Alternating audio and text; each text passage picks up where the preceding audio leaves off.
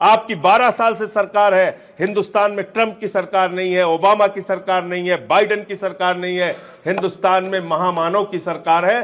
12 साल में कितने आपने घुसपैठिया हिंदुस्तान से भगाए बांग्लादेशी, बताइए ना हमको, हम तैयार हैं जानने के लिए। आप नहीं बताएंगे। नकली मुद्दों में आपको उलझा के रखा गया है। कभी हम पढ़ते हैं कि सीआरपीएफ का जवान बुलंदशहर में घोड़ी पे नहीं चल पाता। कभी हम पढ़ते हैं कि शमशान में बिहार के अंदर एक दलित समाज के व्यक्ति को जलाने नहीं दिया गया, अंतिम संस्कार नहीं करने दिया गया, तो सड़क पे उसको अपनी लाश जलानी पड़ती है। कभी हम पढ़ते हैं कि हमारे काकोरी में मंदिर की सीढ़ियों पर पासी समाज के एक बुजुर्ग को पेशाब चटवाई गई। कभी हम देखते हैं कि मध्य प्रदेश में एक आदिवासी के सर पे पेशाब करते हुए भारतीय जनता पार्टी का नेता, उसका वीडियो और दृश्य आता है। ये हिंदुस्तान हम बनाएंगे। इसलिए अगर आप मुझसे पूछेंगे कि वर्तमान हालात में सबसे बड़ी चुनौती क्या है, वर्तमान हालात में मेरे हिसाब से सबसे बड़ी चुनौती है कानपुर के लोगों, नफरत की फैक्ट्री पर ताला लगाना। जब तक आप नफरत की फैक्ट्री पे ताला नहीं लगाएंगे, आप किसी विषय पे सोच नहीं सकते। शिक्षा की हालत क्या है? 1 लाख सरकारी स्कूल, सरकारी आंकड़े हैं मनोज भाई, 1 लाख सरकारी स्कूल 12 साल में बंद हुए इस देश के अंदर। किसी हिंदू का खून खौला? जिस हिंदू का खून न खौला, खून नहीं वो पानी है। 1 लाख सरकारी स्कूल बंद हो गए हिंदुस्तान में, किसी हिंदू का खून नहीं खोला कि हमारे हिंदुओं के गरीब बच्चे वहां पे पढ़ते हैं। ये स्कूल कैसे बंद हो गए?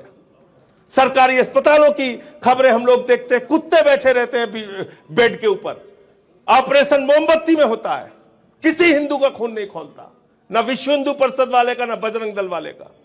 जो बाबा रेडीमेड बंद करवाने के लिए उनका खून खोलता है, वह खून खोलता है उनका। हनुमान चालीसा पढ़ेंगे चर्च के सामने, वहां जाके दंगे फसाद कराने में सक्रिय हैं, लेकिन इस बात पे खून नहीं खोलता। आज भी आजादी के 80 सालों के बाद बुंदेलखंड के कई इलाकों में 5-5 किलोमीटर तक लोग पानी भरने के लिए जाते हैं।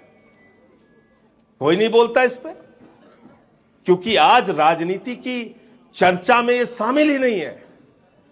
आप सोचिए, जिस पत्रकारिता की बात अनूप वाजपेयी जी और मनोज राजन त्रिपाठी जी कर रहे थे, अगर 993 रुपए एक साथ सिलेंडर का दाम बढ़ाया गया होता, हिंदुस्तान की राजनीति अगर जिंदा होती तो समाजवादी से लेकर वामपंथी तक सारे विपक्ष के लोग आज सड़कों पर होते, और सरकार की हिम्मत नहीं थी 993 रुपए बढ़ाने की।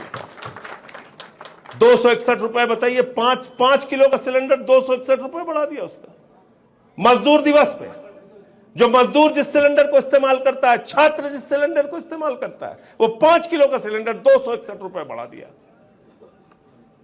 सबकी संवेदनाएं, हमारी प्राथमिकताएं खत्म हो रही हैं। हमें गुस्सा नहीं आता।